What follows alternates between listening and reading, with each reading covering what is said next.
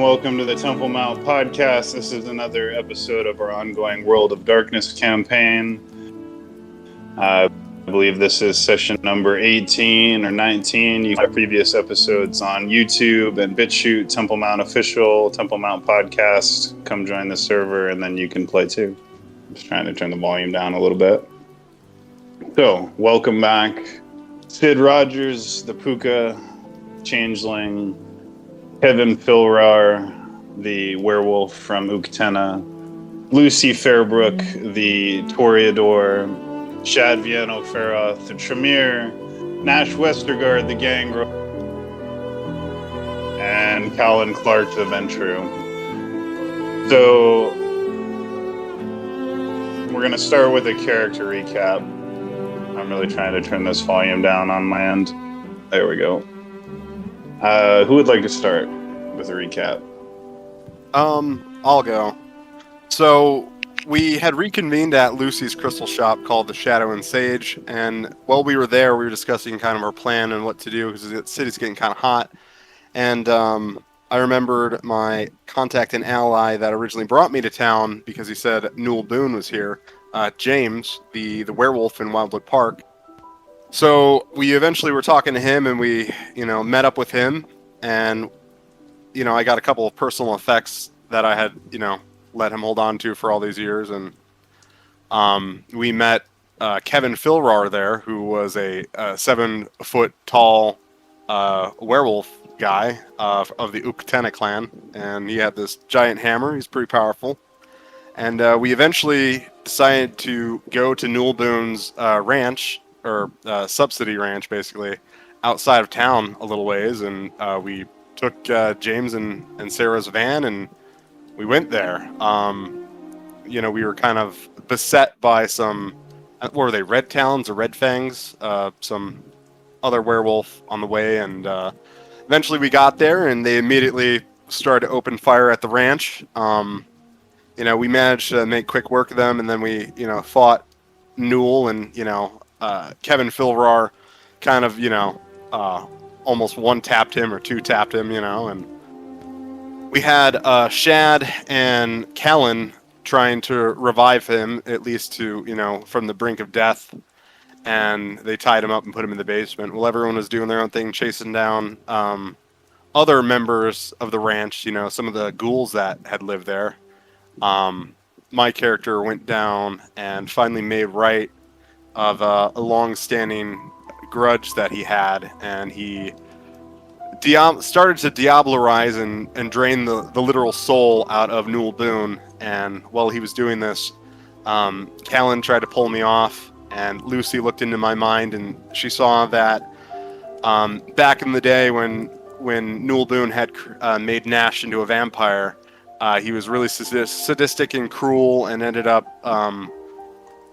manipulating Nash into frenzying and killing his own wife and daughter.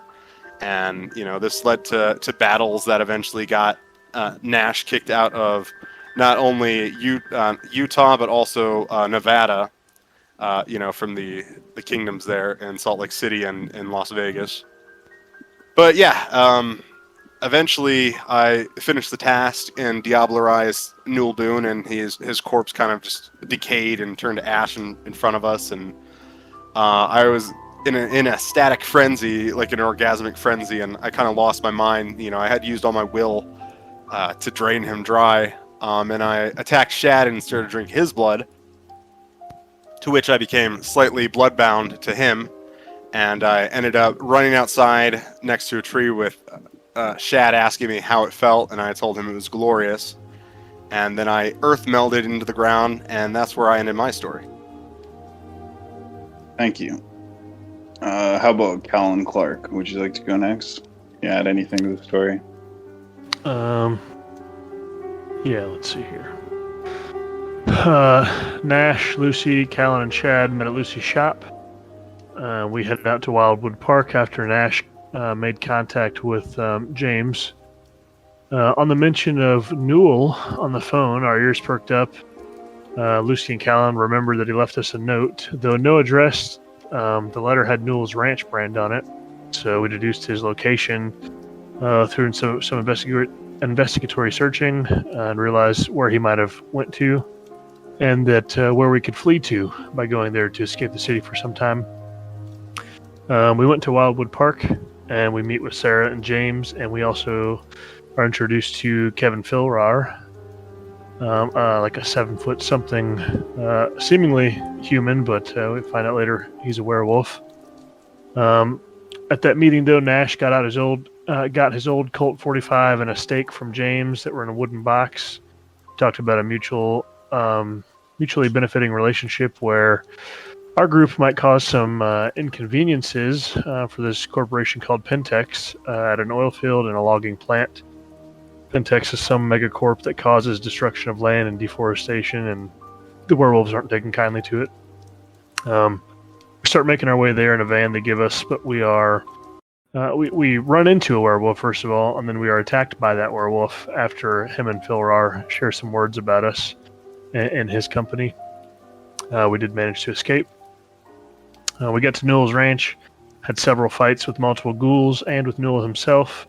We managed to kill them all and stabilize Newell in a torpor state. We entered the mansion. Shad started clearing up the basement for himself. Callan investigated upstairs and found an office with a mahogany desk and searched for personal effects of Newell. And he did find a journal with 3 pictures. 2 of them were people that I didn't recognize, and one was Nash Westergaard. The other 2 pictures were seemingly military and black and white. A signature across one of them, but I couldn't make it out.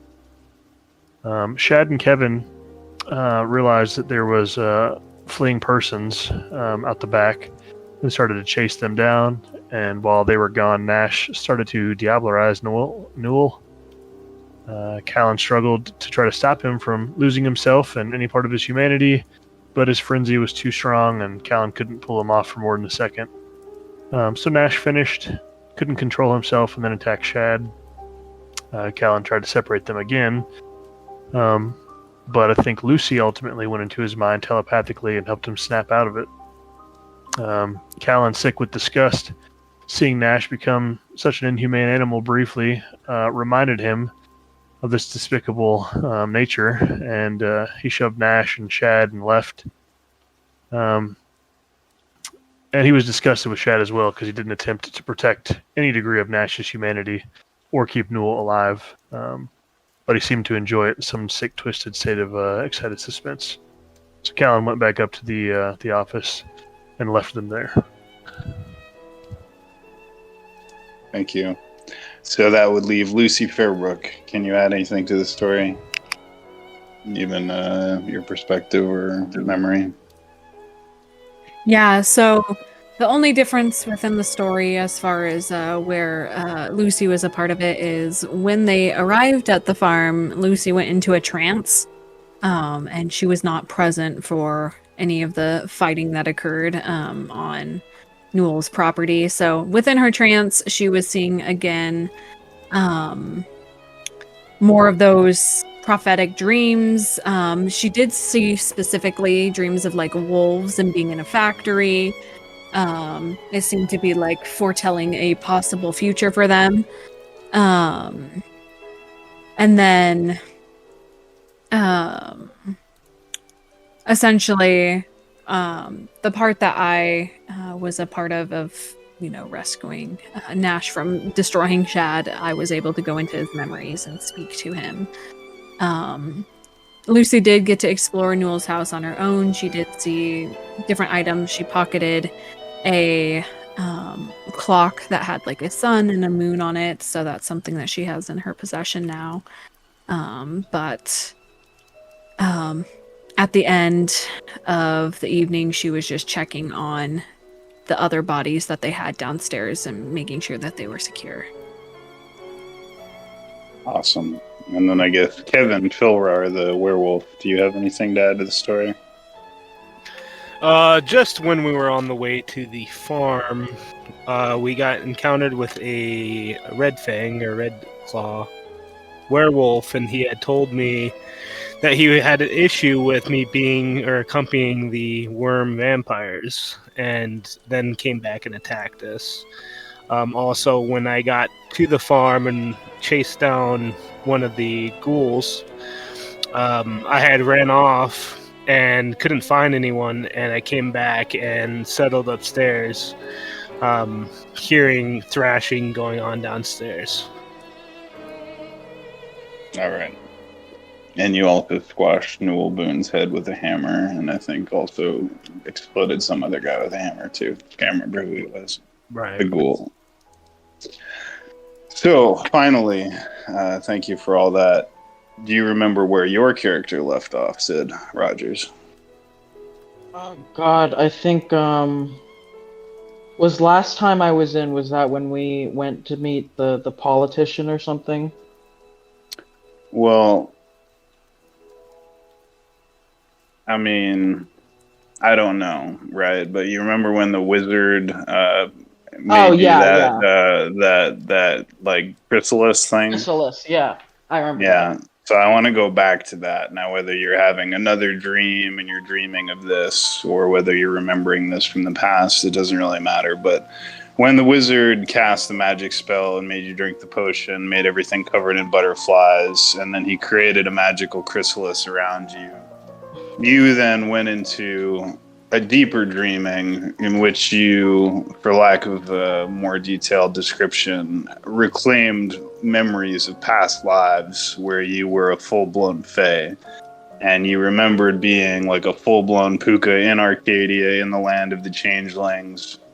And then you remembered that you came to Earth and that you had to occupy the body of a human being because that was the way that the changeling are in surviving the banality, right? So it's from the book. It's from the book. When you go into the chrysalis, you have a temporary full recollection of your whole changeling identity. And so you did go in the chrysalis, but we never really pointed out that key point, which is that you have recovered memories of your past life as a changeling in Arcadia before you were born into a human form. And so you now have much more understanding through this mystical journey that you had inside this chrysalis that the wizard made you. You basically, what the consequence of being in that chrysalis is that you remember and process your changeling identity. It's called the becoming or something like that. Right. So should I write like maybe some backstory stuff about what my changeling was like in his past lives when he was in Arcadia? Good to think about that and role play it or just have it in your mind. I could make up a bunch of stuff, but I'll let you do it.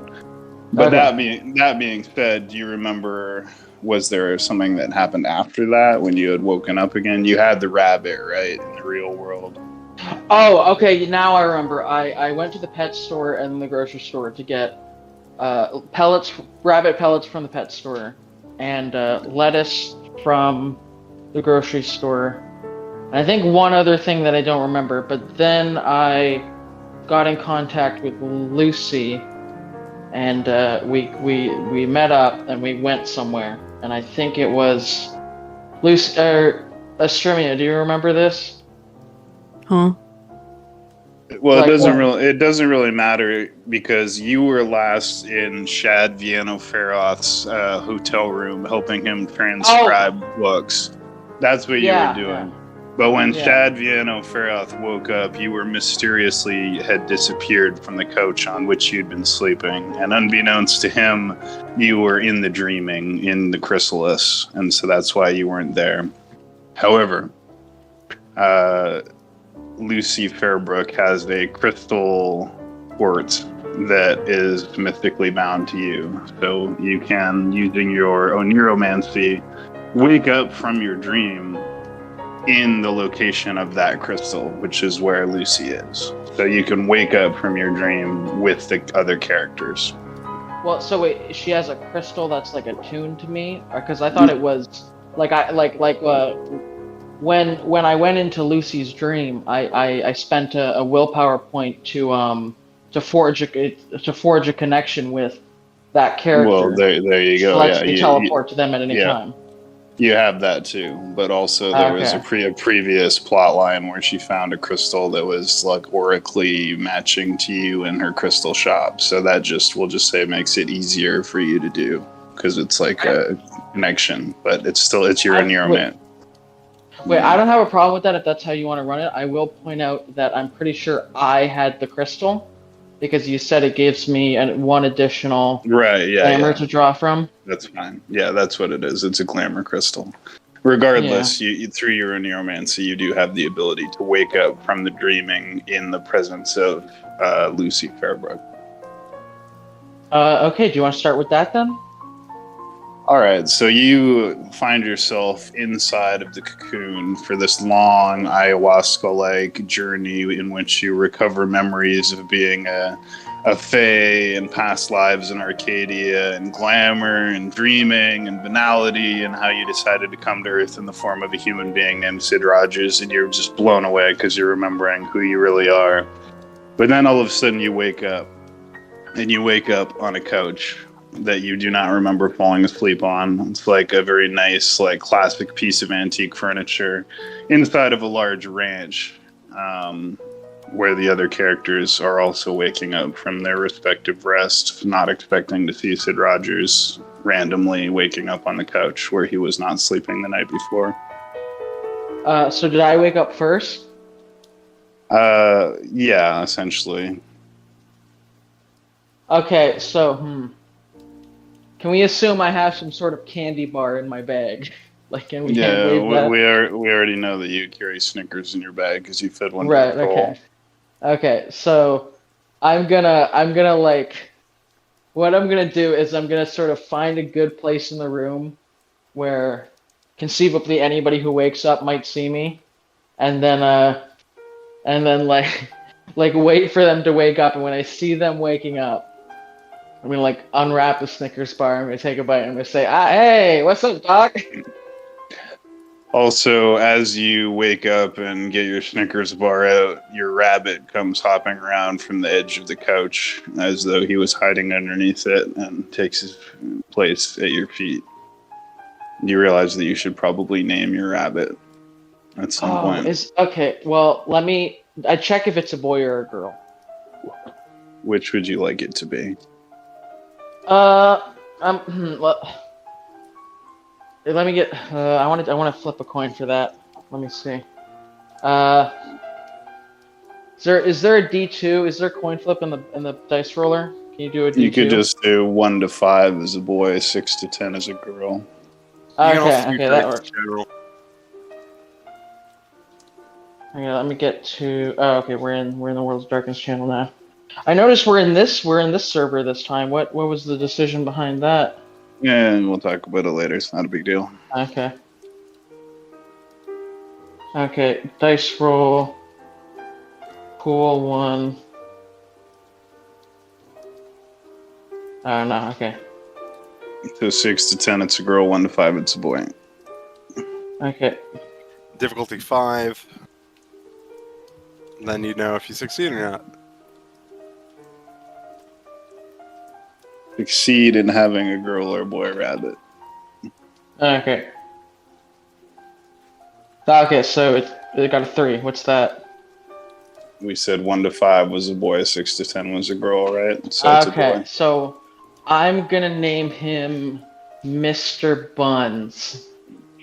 All right, Mr. Buns, the pink rabbit from the dreaming, is with you, and you see that the other members of the party are sleeping in various positions with all the windows drawn and all the covers covering the windows with thick, heavy blackout blinds.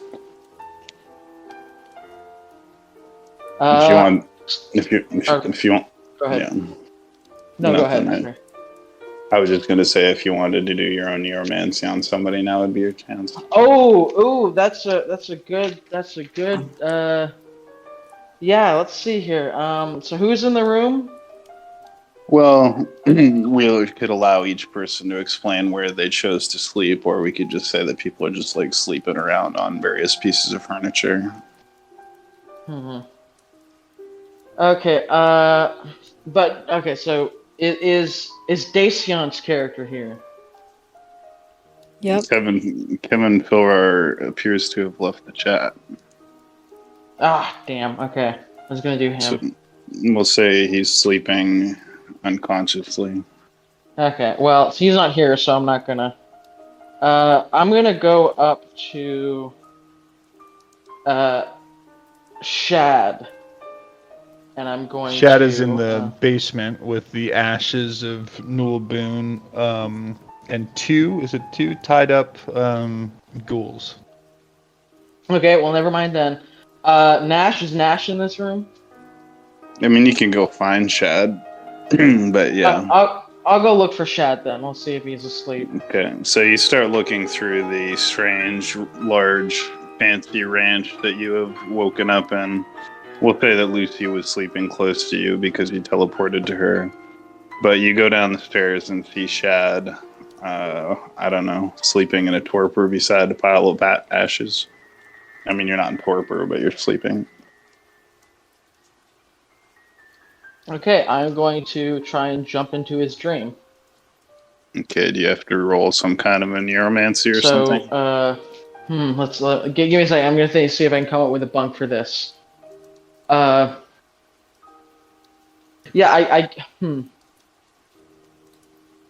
So for the hang on, I can think of a bunk. You tell me if this is worth anything. I'm gonna. You understand the concept of a bunk, right? Just tell me what it is. I think I can understand it. So a bunk is basically like I can. A bunk is a thing I can do before casting a spell that will reduce the difficulty by an amount relative to how crazy the thing I did is, right? So, the high end would be like jumping out of a plane without a parachute, that sort of thing. Just tell me what bunk you want to do now. So I'm thinking what I'm gonna do is do the whole hand in a warm bowl of water thing. You know what I'm talking about? Yeah, you're gonna try and make him piss himself. Yes. So I'm gonna go and get a warm bowl of water, and then I'm gonna put his hand in, and then I'm gonna jump into his dream. Is that worth anything? I mean, sure, it's worth something, but if you make him piss himself, he might wake up. Oh, that's a good point. Okay, I'll just cast it then. I believe the default difficulty. Nolo can jump in here if he knows. It's 8. Yeah. Is it 8? Okay, I thought it was 7, but yeah. Okay, so let's see here. Let's realm, and you could always use a willpower too. I don't know if you don't trust it. I got a decent amount of willpower right now. Don't use up your willpower, or you'll end up a raving beast by the end of the session, like Nolo. Right. I mean, it's not exactly better save those for a more important situation. Okay, so it's going to be 5 plus 2. It's going to be 7. So the difficulty is 8. Sure, since he's a Tremere and maybe has some kind of magical brain defenses. 9, 8, 7, 6, 6, 2, 1. Okay, so you go into a trance and you focus on Shad, who's still sleeping, and there's a moment of transition as you enter into his dream. So I'm going to go ahead and describe the dream that Shad is having, which you have just walked up on. So you walk up on the shore of a dark and stormy sea under like a cloudy sky, and there's something that looks like a tower. You can't tell if it's a lighthouse or like a wizard's tower, but it's stretching up in front of you at the shore of the sea, and there's like a staircase and an open door going up, and you can see like a light flickering at the top of the tower. So I'm describing this to I'm describing this to you, but you're inside Shad's dream. Do I see Shad anywhere? No, just the flickering light at the top of the tower and the stairs and the open door. You have a feeling that, you know, he's probably in the tower. Okay, I'm gonna go in the tower then.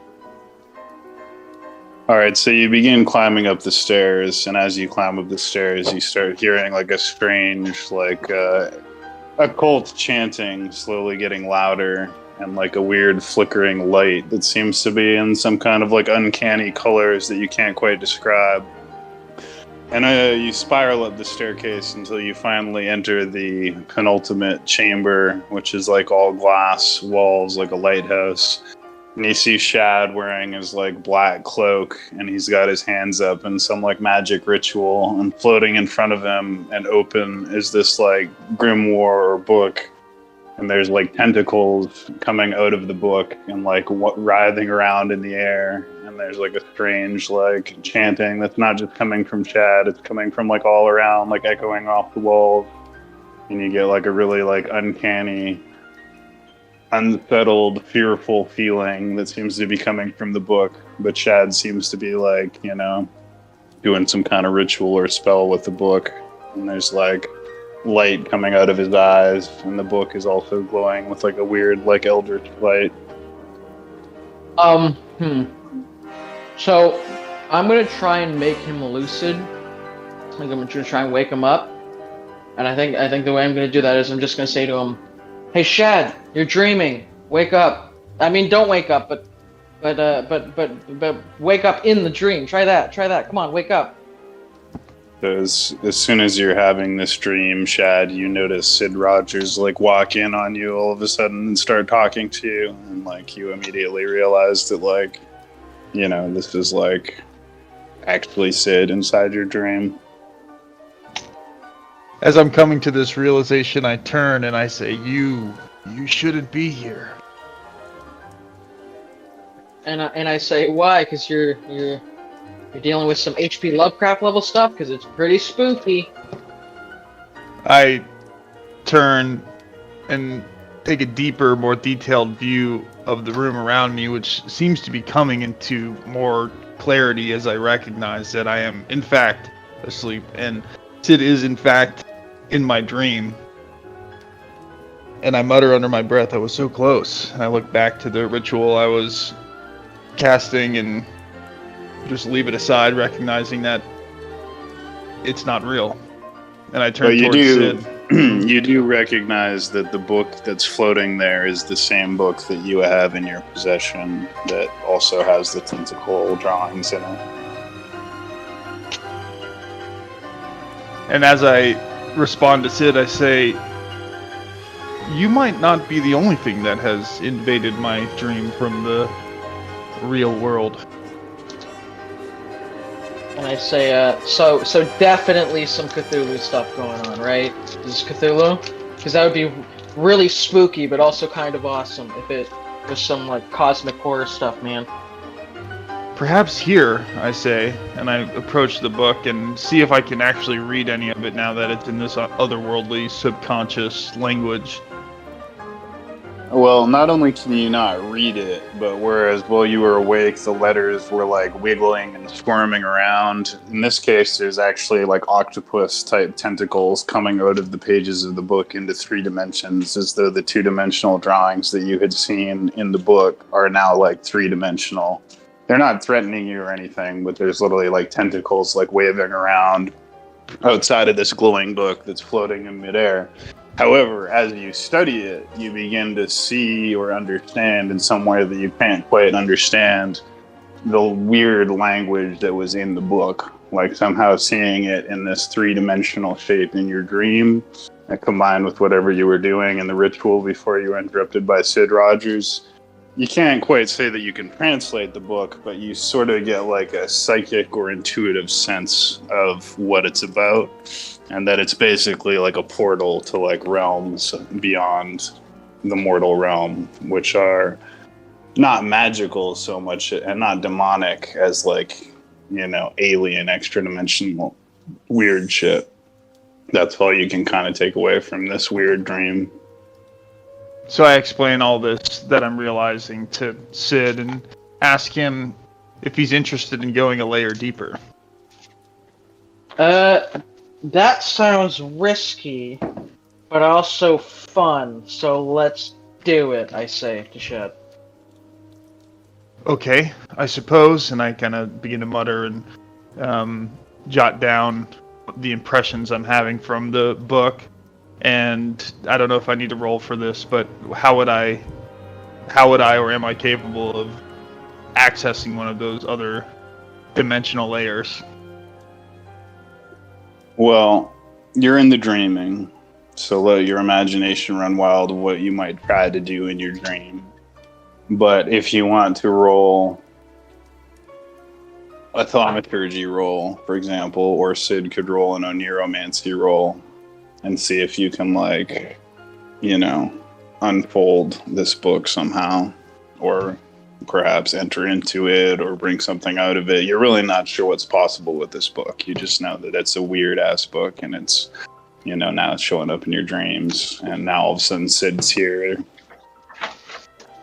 Remembering how the book responded to having blood dripped on it, I am going to attempt a thaumaturgy roll to see if I can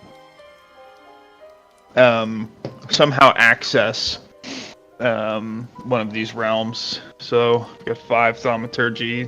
What's the DC? Are you going to attempt to put blood on it again, or just attempt to, if you can use thaumaturgy to unpack it somehow?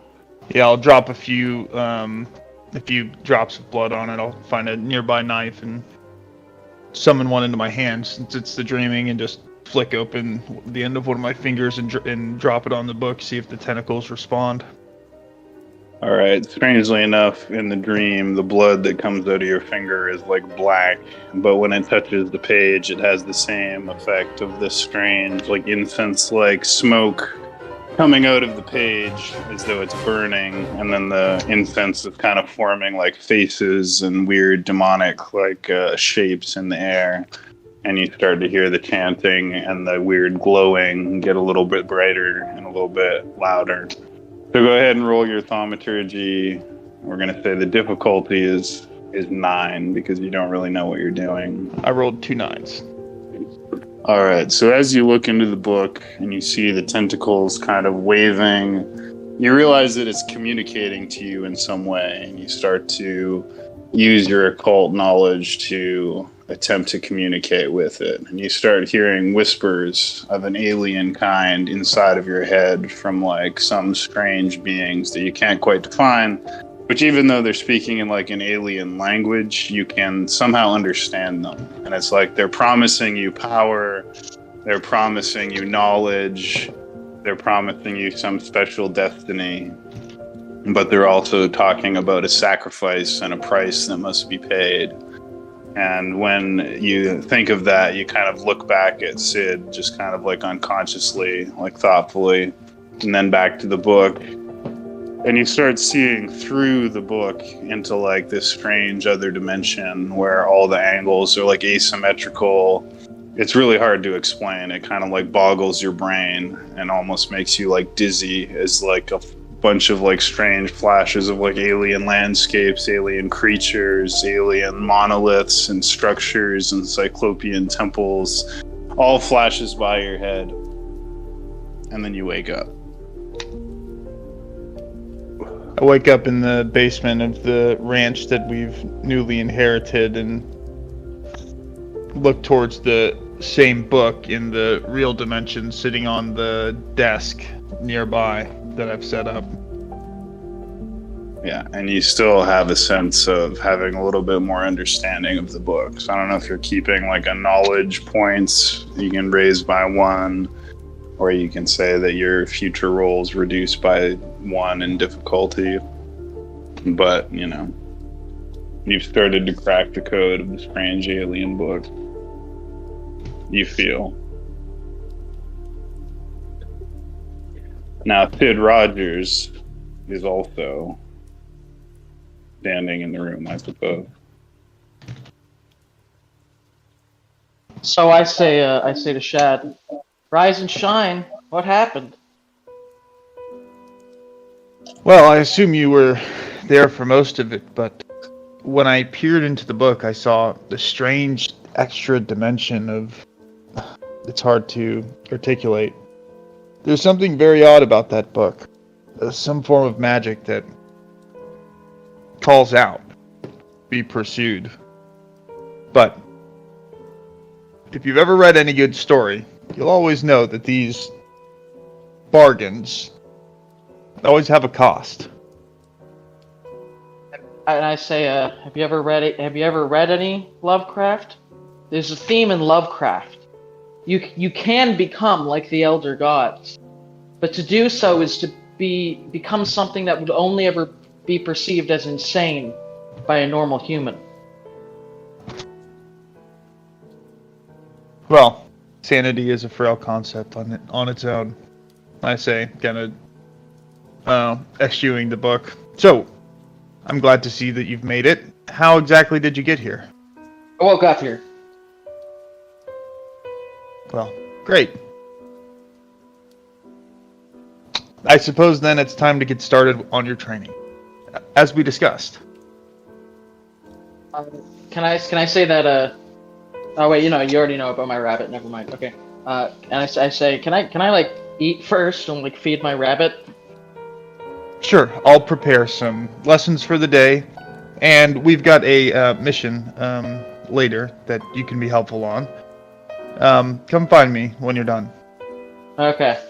And I'm going to go upstairs, and if you wanna switch to someone else at this point, I think we've done enough of an intro for me. Let's get everyone else in. Right. Yeah. So the question becomes: we know that Nash is sleeping in the dirt, having his dirt nap. What about you, Kevin? Kevin Philrar. You can either wake up, or you can say that you woke up before the other people and went and did something. I'm just now waking up upstairs, one of the top floors. All right. Well, your dreams are bloody. Common to you. You dream of combat. You dream of violence. You dream of glory and war and fighting against the creatures of the worm, and you wake up from that in the ranch that you and the vampires purged and claimed for yourself last night, thinking about some of the strange things that you saw and witnessed.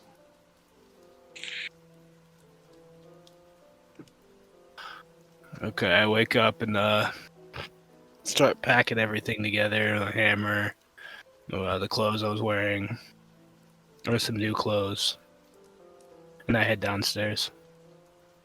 All right. And I don't know, shall we just say that Lucy is also waking up? Mm-hmm. Yeah.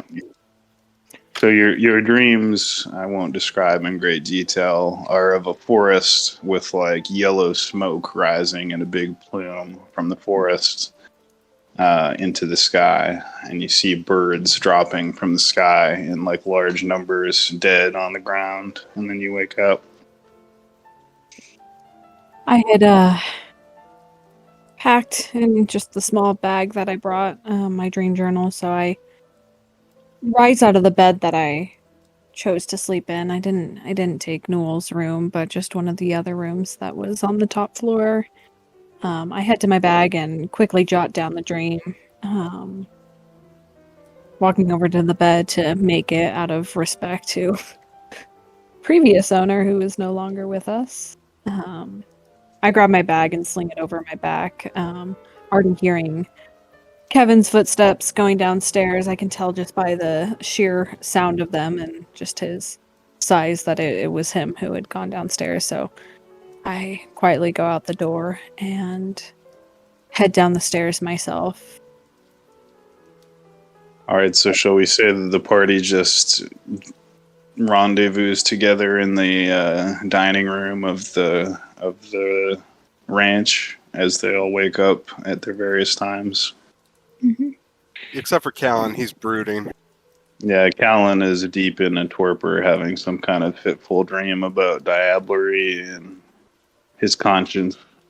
But everyone else has woken up and kind of made their way to the central area of the ranch, including Sid.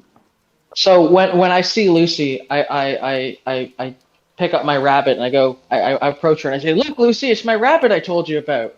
He's real, I tell you. You see him?"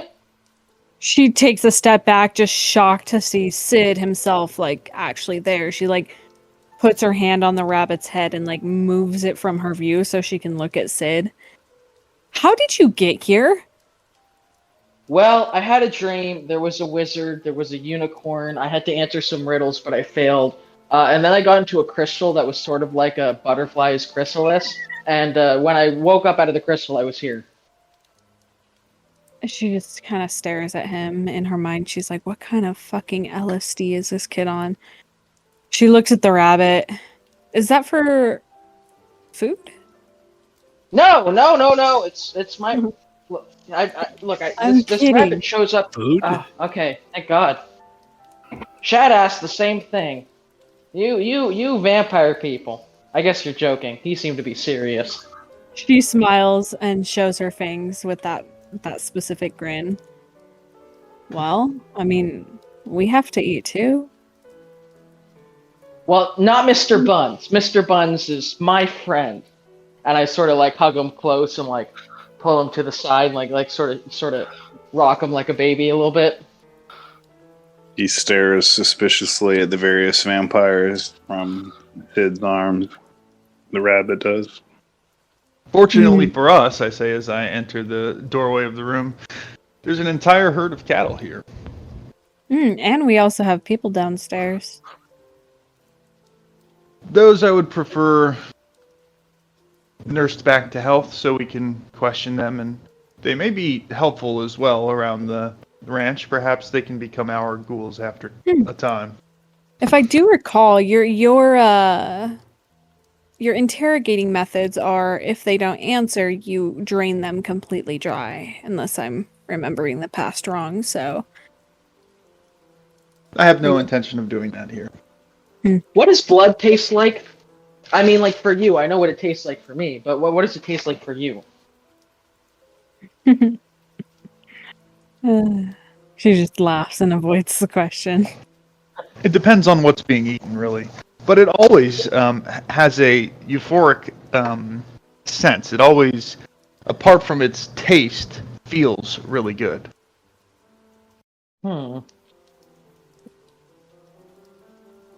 I see. So it's not so much a culinary experience as much as a narcotic one. Nash just whispers under his breath, orgasmic even. And Lucy kind of just shudders. Sid puts his like hand over his mouth and just says, "Oh my," like sort of blushes a bit. Also, Lucy notices using her aspects that Nash's aura is now like run through with like black, inky, tentacle-like trails that mix through his aura. I say to everyone there, now I know you're all probably shocked from what you saw yesterday, but there's no reason to report to the sheriff or Prince or anyone, in fact. That's a great point. When I saw into Newell or Clancy's memories, he's a Sabbat agent. And I can prove it. There's some proof somewhere here in this mansion. Somewhere. I say, wait, is this his ranch he was always talking about? This isn't the main one, but it's one of them. Mm-hmm. The guy had a lot of money and a lot of people were in his pocket and he was in theirs. Interesting. So, do you now have his memories then, so we can use you as the tool to research that? I shake my head. There was only bits and pieces I had taken, and they're fading even as we speak. Well, maybe you should write them down. Who did he become blood bonded to? Did you see that? When you join the Sabbat, there's a ritual that takes place where you share in one another's blood.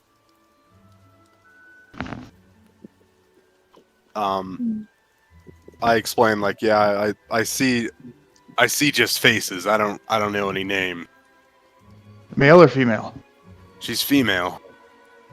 Attractive? Oh yes. He was quite enamored with her, as you will all be. Whoa. What have you got up your sleeve? Well, I'm just saying if you ever run into her. I see. This was a long time ago in a different place, it looks like, to be honest. Well, anyways, Lucy looks over at Kevin. I suppose we should introduce you to Sid, and she motions to the small male who just looks out of place in their group. This is Sid. Sid, this is Kevin, and she motions over to Kevin, who is this tall human. It's nice to meet you. I would like to reiterate at this moment that my character has a 5 in appearance. He's a very attractive boy. And I say, oh, what is he a vampire? Like, he's got to be a vampire, right? Kevin, because he has this appearance of 5, you have to roll a willpower check to not have a gay crush on him. Let's go! The difficulty will be 7. You need 1 success. I refuse. You can spend one. You can spend 1 willpower point to suppress your gay thoughts. Wow. I'm just joking. Sorry. You don't have to do that. But he is an attractive young man. He wanted you to know that. So yeah, I Anyways. say, is he a vampire? Like, he's got to be a vampire, right? Lucy just kind of looks away.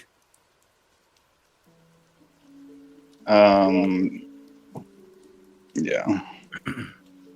So Lucy already knows what he is. She's already seen him transform. That's up to you, or up to Kevin, if he wants to share, his details. We don't have to do that, just as you don't have to share your own. Yeah. Kind. But no, I was just trying to remember if you had seen him transform in the past. I'm pretty sure your whole party has. Mm-hmm. Yeah. Yeah. Well, I'll let you know when it happens.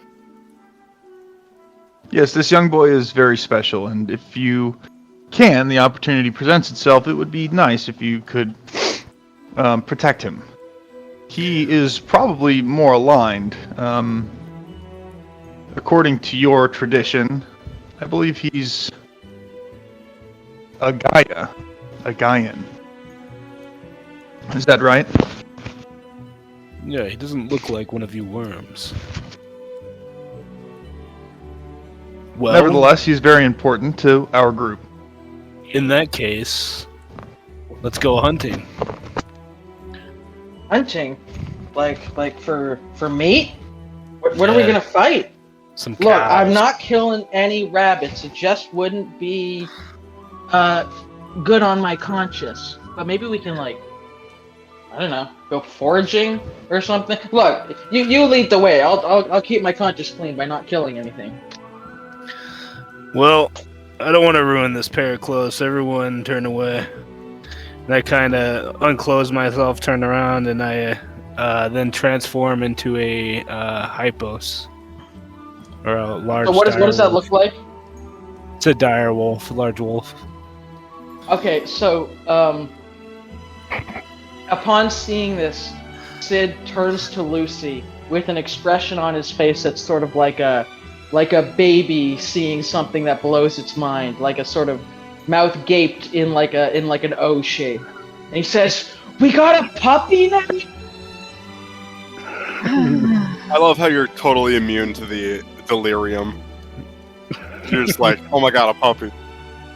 She just sighs and pats him on the head. A puppy. I'm going to go feed on one of those cows. And she kind of just nods her head towards the door because they can see that the sun has gone down. I'll go rushing out of it. I'm She gonna kinda stay gives- in. I'm gonna stay in here looking for proof that he was a Sabat agent. All right. So Lucy wanders out into the cattle field to feed on one of the cattle, which is blood tastes watery and bland compared to human blood, but will still satisfy your hunger. Meanwhile, Nash, if you want to search the house for some evidence about Newell, then roll, I don't know, perception plus investigation if you have that, or investigation plus, alertness or something, awareness. Okay. That'll be 4. I'm gonna be busy feasting on this cow. I'll be right back. Okay. What's the DC? 7. 10, 10, 7. 3 successes. All right. So you begin a detailed search of the house, and you find a few things that are interesting. One, in the office, hidden in a closet behind some clothing, you find a sword, and it looks like an old sword, and it has some etchings in it that you don't recognize on the blood vein. It's a double-edged sword, a long sword. You find that. You also find a journal. The journal is written in, I don't know, what did Newell speak in his old days? What would make sense? English? English? Old English? Well, I mean, he was only like 200 years old. Right. Well, anyways, you find a journal written by Newell. And you also find, well, that's all you find. You find a journal and you find a sword. As well as the pictures that you found earlier of the military-looking people. Well, I'm gonna be studying the journal. Let's hop back to the other folks. All right, so you can study the journal. So back in the kitchen with Sid, I say, so I'm struggling to put together a course for you. Tell me more about your powers. I want to help you develop them, but first I must know how they work. And I say, well, you're in luck. I think I've, well, how do I put it? I got into, well, there was a unicorn and there was a wizard, and I asked him to make me a crystal that I could sleep in to like have cool dream adventures. And then while I was in the crystal, well, I sort of remembered everything. Everything. Like past lives, everything. Oh, go on. Well, there was this city. It was called, what's does anybody remember? It's Arcadia, right? Arcadia, which is funny because there's another city next to us with a similar name, but they're distinct. Yeah. But it's interesting. Yeah. So there was a city. It was called Arcadia, and all the Fae, the fairy folk, they lived in Arcadia. It was their home. But then, for reasons that were never quite figured out, about 600 years ago, 500, a couple lifetimes ago, let's say, the doors to Arcadia closed, and in an effort to survive, the people who were locked out, because some people stayed in there, you see, the people who were locked out, they started to take on human bodies, and this sort of protected them from, I don't know, like the humdrum, boring nature of the material universe. And so, really, what it is that there's like a sort of parallel. You could think of it as like a higher layer, in sort of a matrix sense, where they've got like the simulation and then like the real world. There's this higher layer that you can think of as the world of dreams, and it can be manipulated and crafted to the benefit of someone who is able to do such things. I see. Well, that gives me some things to think about. I'm familiar with dream magic from potentially other sources, but usually it begins with mastering control over your subconscious, and that can be done in a number of ways in your waking life.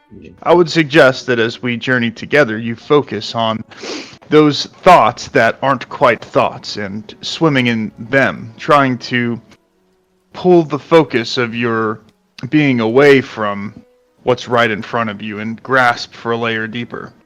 I'll work on some more technical practices for you another time. But it reminds me of a certain concept. Have you ever heard of Kirith? No, can you explain it?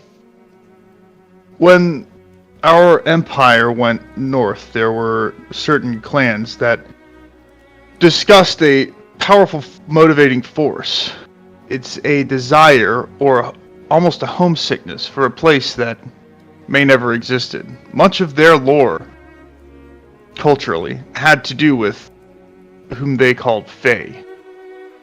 I'll research these cultures more and see if there's anything I can pluck from that. Do you have that sense of this world, that it was a homeland for you? One that you have never been to or can't return to? No, I've been there, but I definitely can't return. At least not at the moment. There's, the gates are closed. I'm not talking figurative. This is not a metaphor. The gates are literally closed. Interesting. Well, I'll see what I can put together. Oh, one more thing. If you're gonna do that, look into the Irish. That's exactly who I was referring to. Oh. Well, they seem to know the most. Agreed. So as you guys are having this conversation, Dacian has gone outside Kevin Pilrar to, kill and eat a cow? Correct. All right, so you are crouched over a slaughtered cow, feasting on it in your wolf form, when suddenly you hear a strange, uncanny, wailing howl. It sounds somewhere between the sound of a screaming woman and what might be like a coyote or some kind of animal. You're not sure. But you hear it from the woods, and then you hear it echoed from the other side of the woods, like 2 areas close to you. So you hear it from one, and then it's answered by a similar call. And some kind of like goes up the back of your neck, like sense that something's wrong. Okay. I then head back to the house and transform back into my human form. And I tell the group that there's something out there. All right, so you inform the group that you heard a strange sound, 2 strange sounds in the woods, something uncanny. Yep. In your human form. Yep. Now, Lucy, have you finished feeding from your cow? Yeah, You're still outside? I saw him run in as I was finishing up, so You followed him? yeah, I'll follow him. All right, well, go ahead and roll your like Auspex perception or whatever. What's the difficulty? We'll call it an 8. I have 1 success because my failure crossed out 1. Okay. So as you hear the same howling that Dacian heard, you take a glance into the forest, and you can't be sure, but you think you see some tall, dark figure standing a ways back behind some trees, but it's like very tall, taller than a human, probably 7.5 feet tall, but skinny, not big and muscular, but like thin, but covered in fur. But you're not sure if you've seen it or not. You just, you got a glimpse of something dark standing behind a tree in the distance. Kind of feel a chill run down my spine as I spot it, and I I go ahead and head in, kind of just quick walking footsteps to not look too alarmed. But when I get in, it's very clear that I'm uncomfortable. I say to Lucy Fairbrook, oh wait, do I see Lucy? Did she go in the house? Yep, I'm in the house. Okay. I say, are you upon noticing that she looks scared, I say, are you like messing with Cthulhu too? Because Shad's doing like some really H.P. Lovecraft-esque stuff in his dreams. Is Shad in the room with you? Yes. My You guys head are like all together now. My head like immediately whips towards Shad. What? Hey, don't blame me for what happened in the dream, okay? Okay, well, yeah, there. Whatever Kevin said, yeah, he heard something. Why? takes a moment and takes a deep breath. I saw something out there, and I'm not one for spooky things, but that thing was looking like Slender Man. She makes a reference to mainstream media stuff. Not sure if the others will get it. I say, wow, you're hip enough with it to know Slenderman, despite being hundreds of years old. That's some dedication to pop culture. Sid, I'm only 70. And Kevin, you saw this creature as well? I only heard it. You heard Two 2 howls. cries, but Lucy saw something in the woods, something tall and skinny and furry. Well, we have our orders to sabotage the Pentex plants around here, but perhaps a good first step would just be to defend the ranch. If we're going to make this a new base of operations, we wouldn't want any mystical beasts in the forests beyond ruining our new home. Yeah, that sounds good. Why don't you go light it on fire? Could attract some attention, I say, as I grab a gun and some ammo that were formerly in the basement. I still have my Glock that I stole on me. And I also have some gun skills now because she's been practicing at some time. Yeah, Newell was a big gun nut. I would expect to find like a gun case or two. Yeah, we did in the basement, and the team moved them up onto this floor at some point the previous night. As per Shogun's narration last session. So I pop the clip in and say, let's go hunt us some Wendigos. Well, before you do that, the creatures in the woods are trying to creep up on you.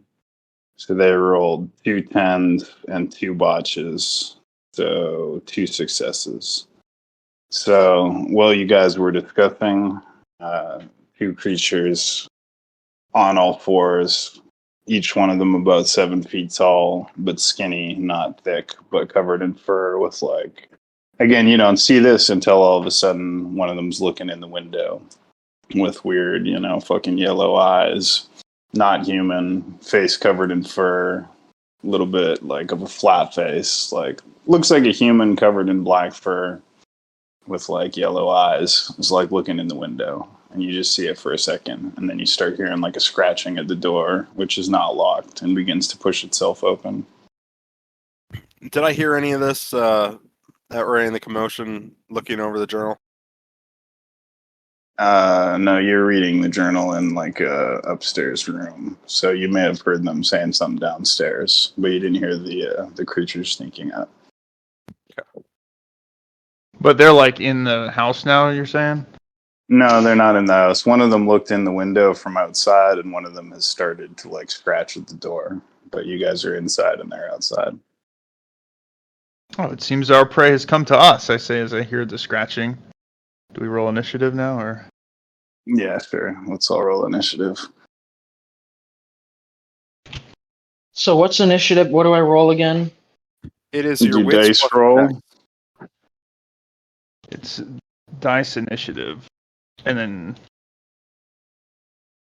you wits add and together Oh, your one. dexterity and wits, and that's all the entire command. So it rolls a 1d10 plus those 2 values. Dexterity plus wits. Okay, so that's a 1d10 plus 4. Okay, thank you. Right. So these creatures have... Wait, there's 2 of them, so I gotta roll 2 dice.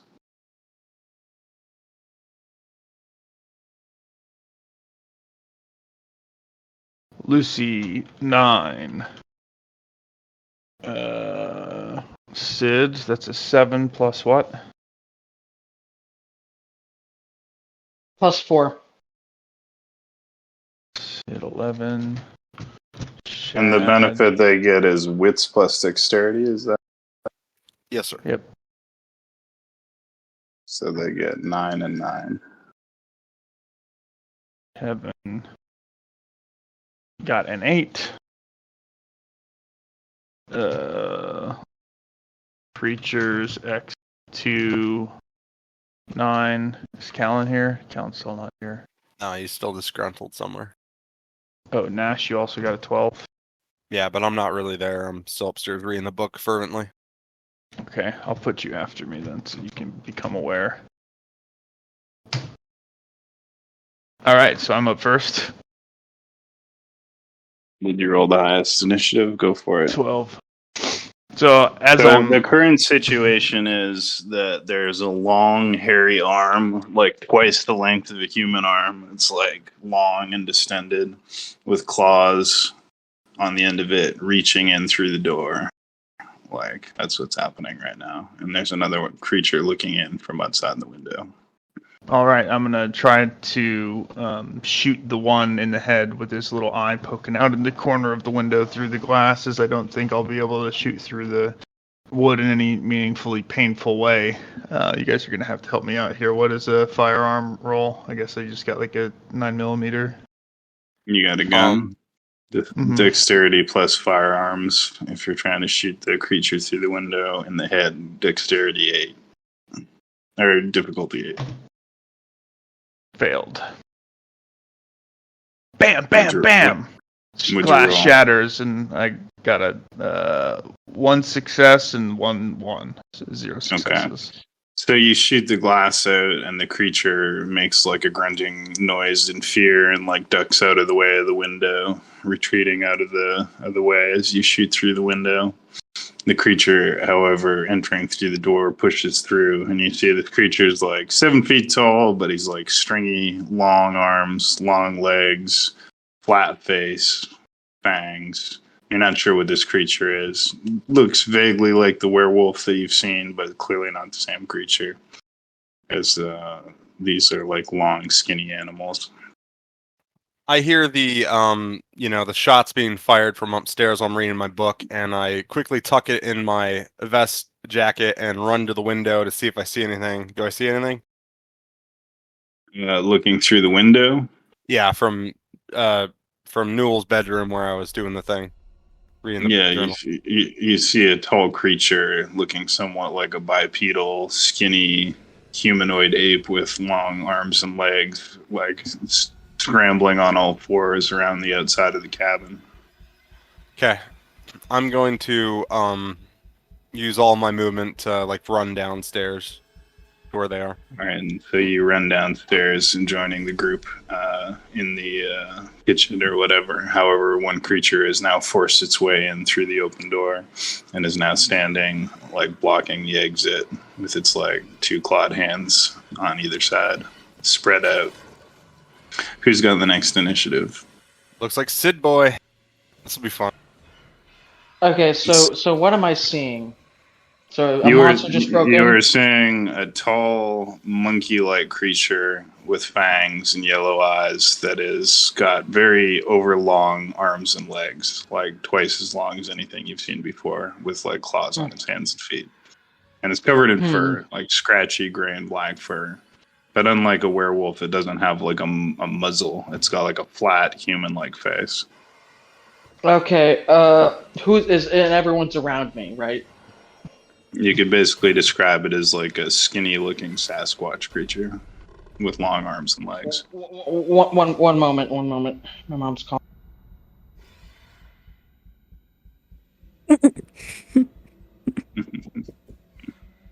Okay, I'm back. Okay. So all the rest of the party's near me, right? Yeah, everybody's together now, except Callum is like, I don't know, sleeping. Okay, so I'm gonna try and sort of I just say, guys, got no guns, got no knives, can't throw a fireball. Yeah, this is up to you. And then I sort of try to position myself behind everyone else, but not outside of the conflict. Like I don't run away. I just position myself behind everyone else because the only thing I could really do here would be like a Chronos spell, and I don't think any of them are inherently offensive, right?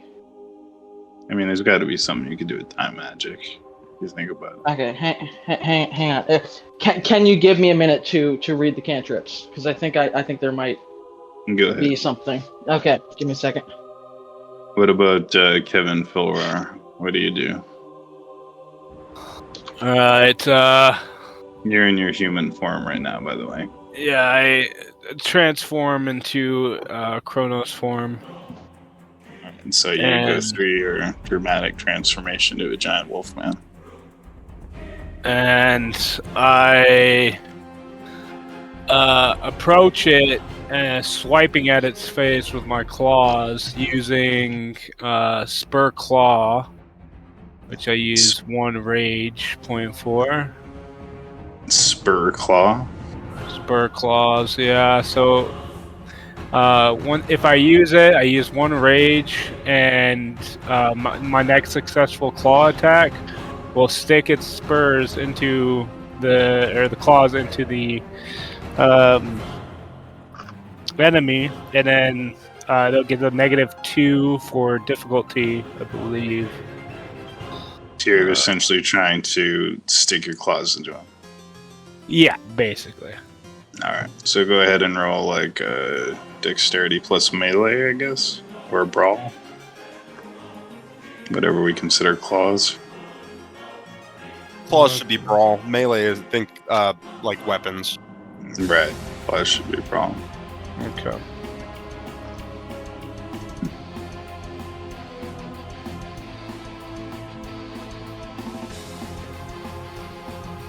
Okay, yeah.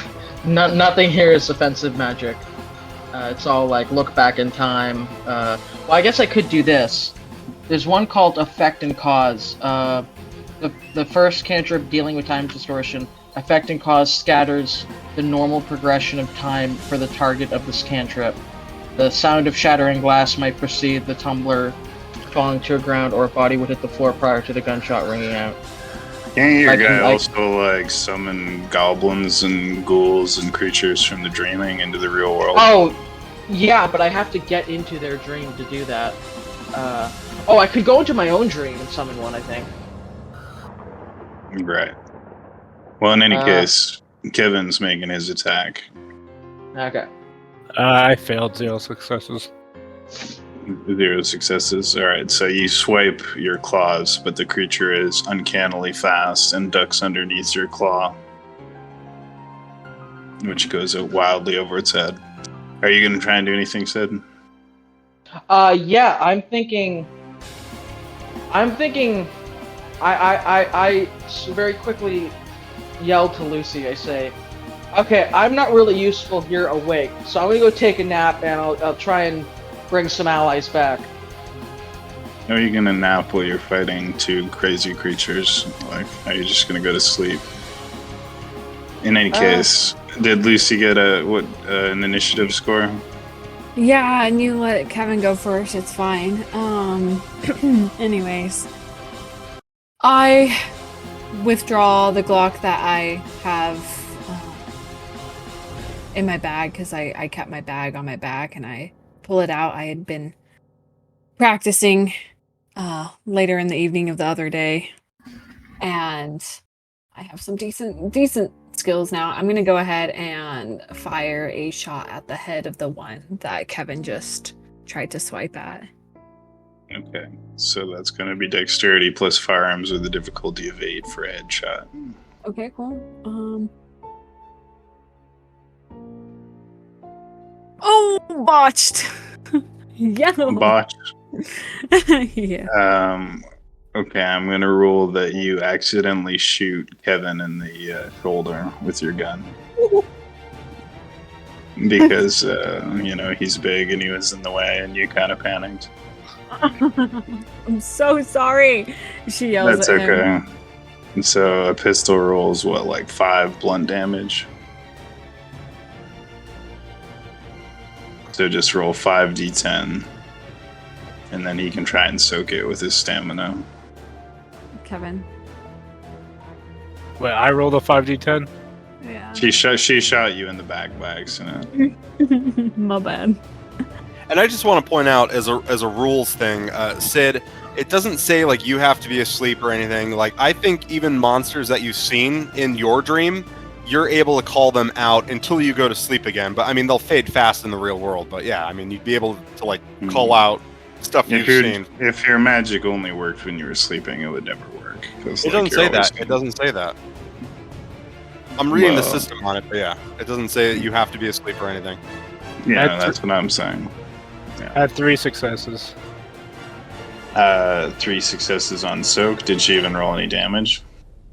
Oh wait, hold on. That No. I think a pistol does 5 damage. In any case, it's not gonna hurt him. He's like... Yeah. He's so strong. Okay. Never mind. Well, you should still roll it.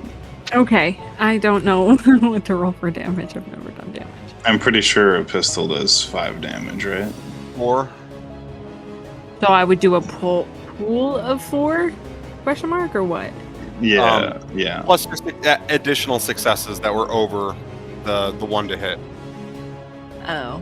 Well, there weren't any, so There you go. I think that... Is that... I don't know if I did that right. You'll have to check, Nolan. Oh yeah, a pistol is actually 5 if it's a heavy pistol. Yeah.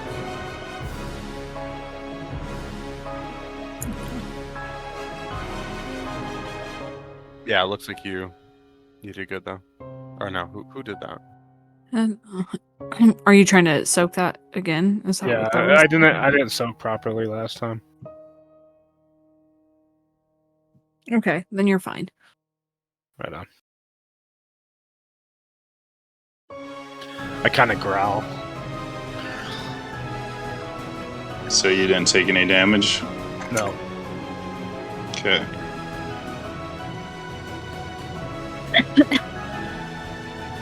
Alright, anyways, so both of these creatures, have forced their way in. One of them breaks through the bigger window and, climbs up behind.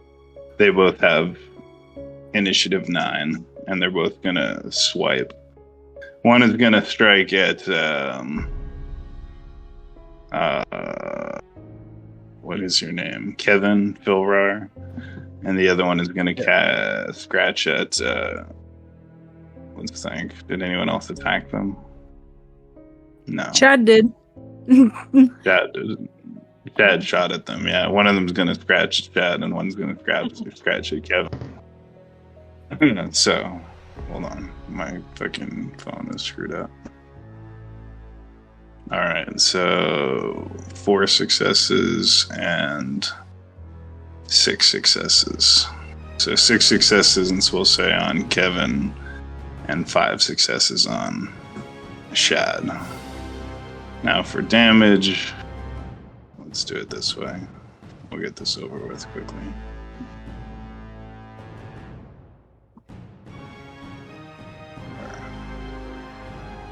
Let's do 6.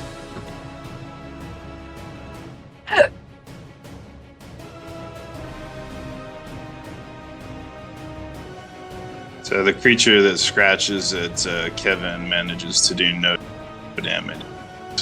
Massive form.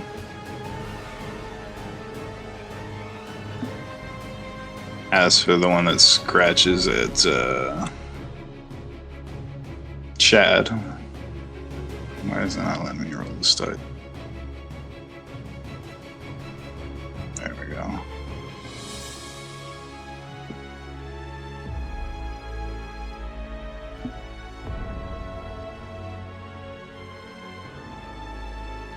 Oof, dude. Alright, I can soak that with my stamina of 4, and what's the DC of it? To soak it? Oh, it's always 6 to soak damage, right? Yeah, I think so. Or it's usually. And you can't Alright. watch it. 2. Alright, so you 2 of took... the 4 or 5 6, damage. depending on how you... Okay. We'll call it 5 damage. You soaked 2. So you took 4 damage from the scratch. So he gashed you across your chest with his fucking 2-inch long, dirty ape nails. Wendigo nails. Alright, who's up next? I believe it's me, and I'm there. What do I see exactly? You see two long, stretched out, monkey looking wendigos that have broken into the rodeo, attracted by the smell of blood, and they're currently attacking you because they don't seem to like vampires and werewolves, as far as you can tell. So they swiped at Kevin Pilrar and at Shad, and they did 4 damage to Shad. Okay. And that's aggravated damage or whatever. It's just damage. Yeah. I'm running over there. I'm using a blood point to get out my claws, and I'm just gonna go ahead and hit the one that hit Shad because I have a blood bond to him, so I'm trying to protect him. Alright, you feel an instinctive need to protect Shad, and you run towards and slash with your protean claws at the creature that just scratched him across the chest. So roll dexterity plus brawl. Okay, difficulty? We'll just call it 6. He's busy fighting his opponent. So I've got 5 successes. Let me... Yeah, you hit him. You slash him from behind. Let me see how much damage I deal.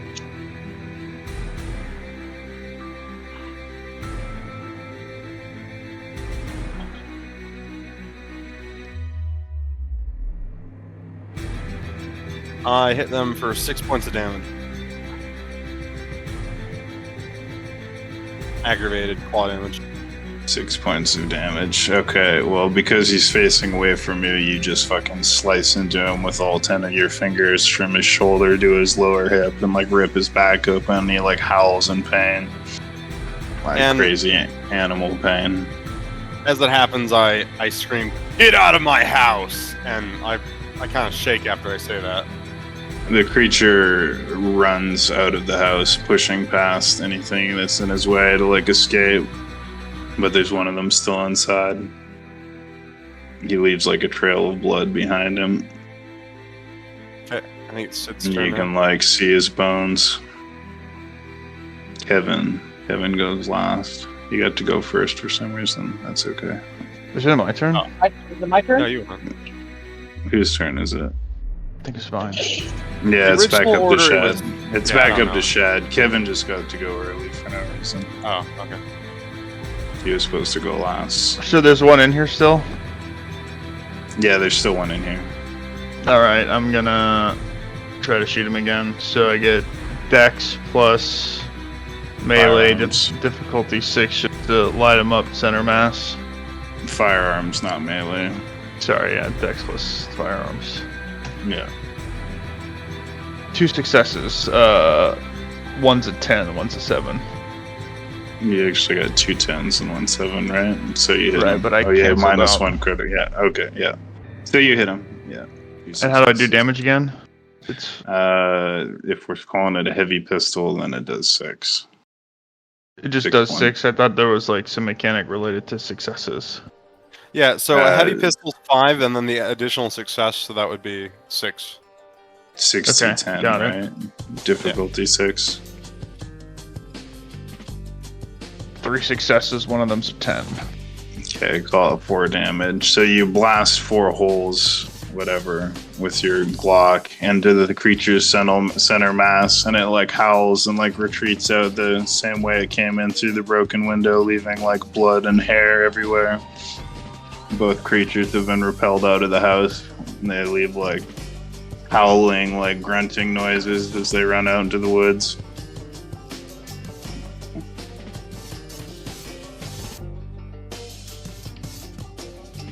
Well, I'm chasing them, I guess. Alright. Well, okay. Which you're chasing the one that ran out through the window? Whichever one's closer. Yeah, the other one already got out the door. So you run and chase the one that's running out the window, and you see it like shuffling out the fucking backyard with trailing blood and like walking on its knuckles towards the woods. You can try and shoot it one more time Okay. because it's moving slowly. Failed. All right, so the creature ducks under your bullet and like escapes into the woods, leaving a trail of blood and fur. Both of the creatures have now escaped into the woods, as far as you can tell. Lucy runs over to Kevin. Oh my god, I'm so sorry. It's working with the gun. It's kind of new to me. Are you okay? I'm fine. She like goes to look where the wound was at, but notices that it's mostly healed already. Wow, that's... Huh. I don't think I've ever really seen a werewolf up close like this. It's very cool. You guys heal really quick. I say, dang it! I was about to summon a Cthulhu Chew. You know? A Would have what? been awesome. Well, like a Pikachu. Maybe that's past your time. Like a Cthulhu, but he's like a fuzzy little mouse. That would have been helpful, I suppose.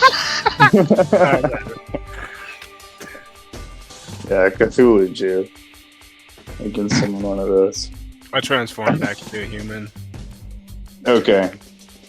Anyways, whatever these strange creatures were, you get the impression they were attracted by the smell of blood and gore, and they have now fled their grievous wounds. Well, now that we know we have threats out here, we should really start a barrier out front. Around the perimeter. I can do I that. tilt my head. I agree. Fortifying the ranch is a great idea, but I have to first tend to my wounds. Was this aggravated damage or not? We'll call it aggravated, yeah, because it's not blunt.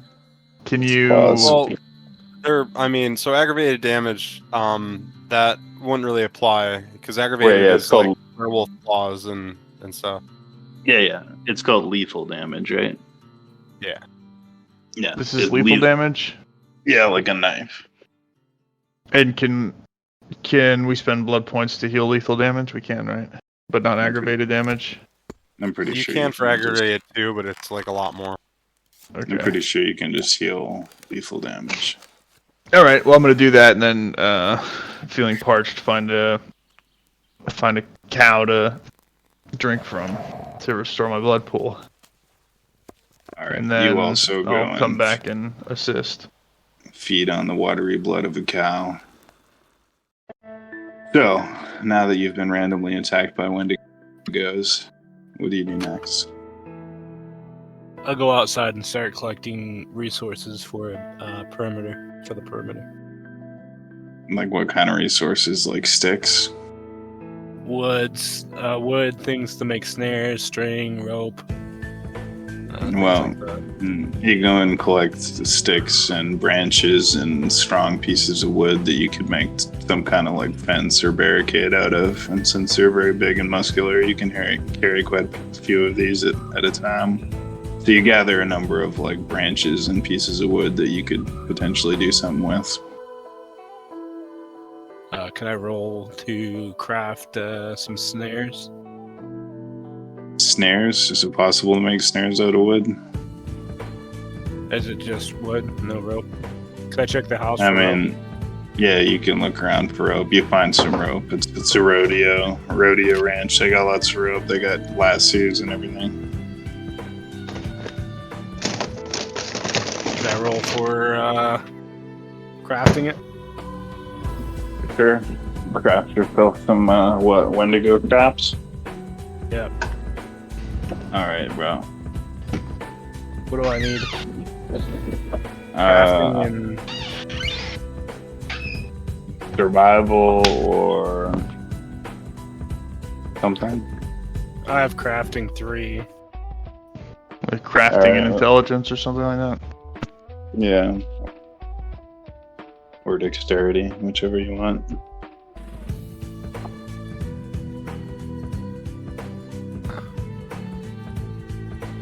Difficulty of 6.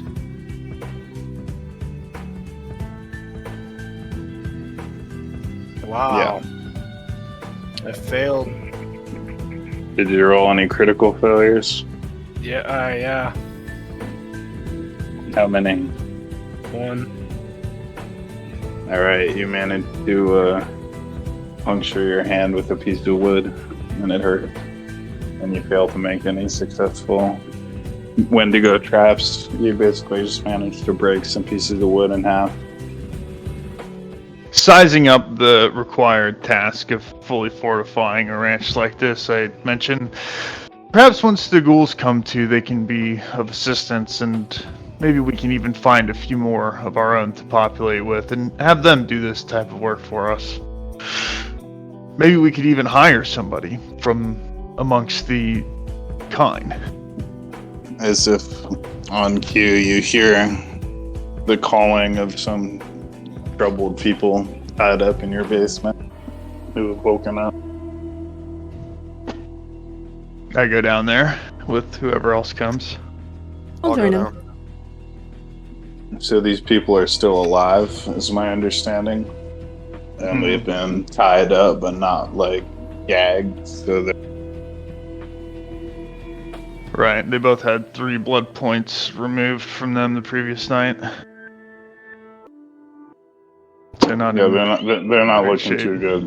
Yeah, they're not looking too good. But they're still alive, and they're calling out for help and for water. Hello, I say as I stride down the stairs with open arms, going to the tied up ghouls in their makeshift bunks in the basement of the ranch. Your help has arrived. How can we serve you? Lucy comes down the steps and kind of looks at the situation of them and sighs. Are you sure we want to keep them alive? For now, I say loudly, just making sure that they can hear. If they prove useful. Fair enough. They appear terrified and beg for water and release, respectively. Water we can do, but we need you to stay here at the ranch for a long time. First, we need to know everything that you know about Newell Boone, about his resources, his estate, and are you guys any good at crafting barriers and traps? So they answer that Newell Boone is known for hiring rodeo workers and giving them a special potion that makes them stronger than other people and better at riding the rodeo.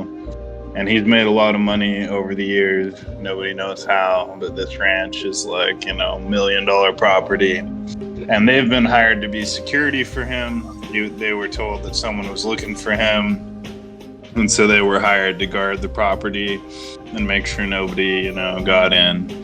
And it was nothing personal, but they were just doing their jobs. And they don't know anything more than that.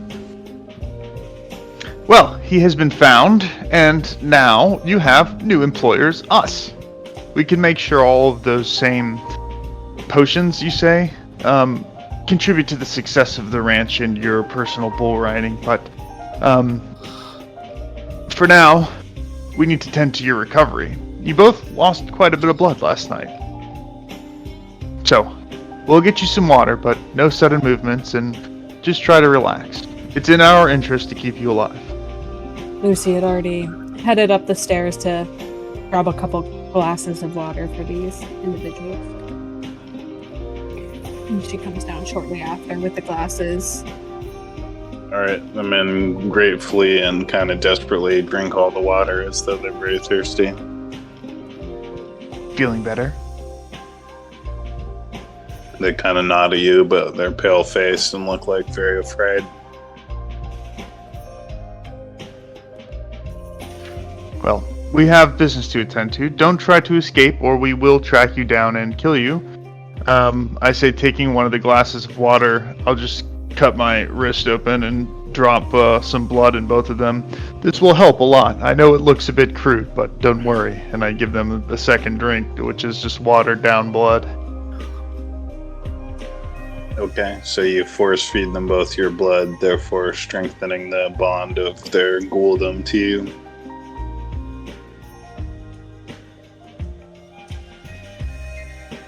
So, Kevin, should we follow up with Pentex? Yeah, we can do that. We can do that. You don't sound too excited. Isn't that something your people desperately want us to do for you? No, it's exactly what I want to do. Messed up my hand outside. I'm just kind of irritated. Oh, okay.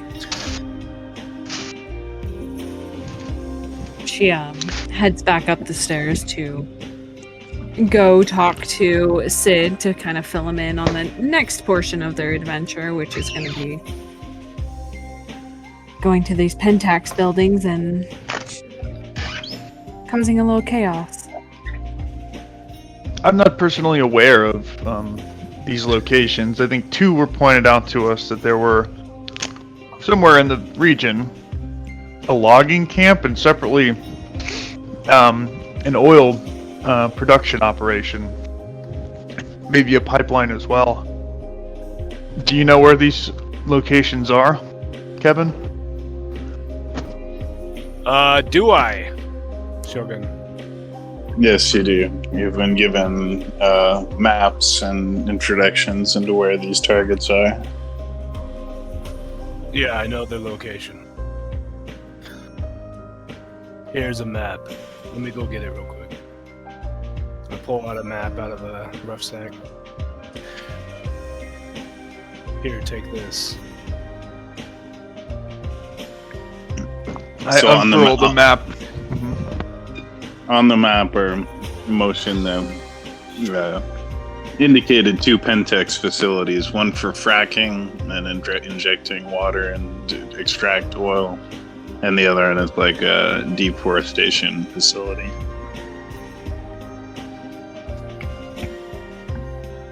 Well, sabotage on the logging camp seems to be much more straightforward. We can just set things on fire there. The drilling operation may be a little bit more difficult, but if there are fire raging, yes. Hey, no fires in the forest. No fires. Oh, That's our home. You have to respect that. well, do you have any suggestions? Well, let's do the oil rig first, and then we'll handle the other location later.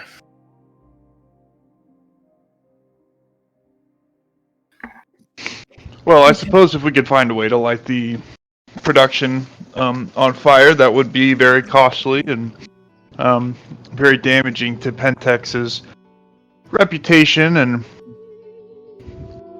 could even destroy the resource in some way that would stop them from further fracking. Now we're talking.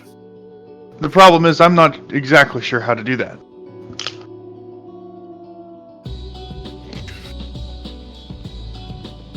Do we have any engineers? I say, looking to the rest of the party. What? No, not really my forte. I just shake my head.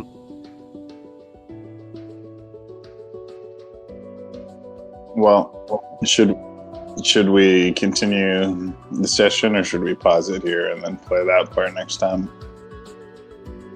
Pause it here. Okay. Any Well, thanks for disagreement? playing. Yeah.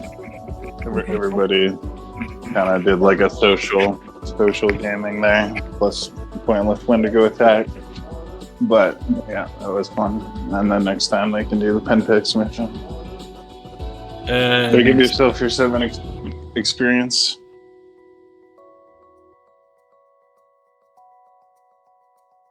Can't you just like, set like the oil production on fire? Well, should you dismiss Craigbot? Yeah. It always takes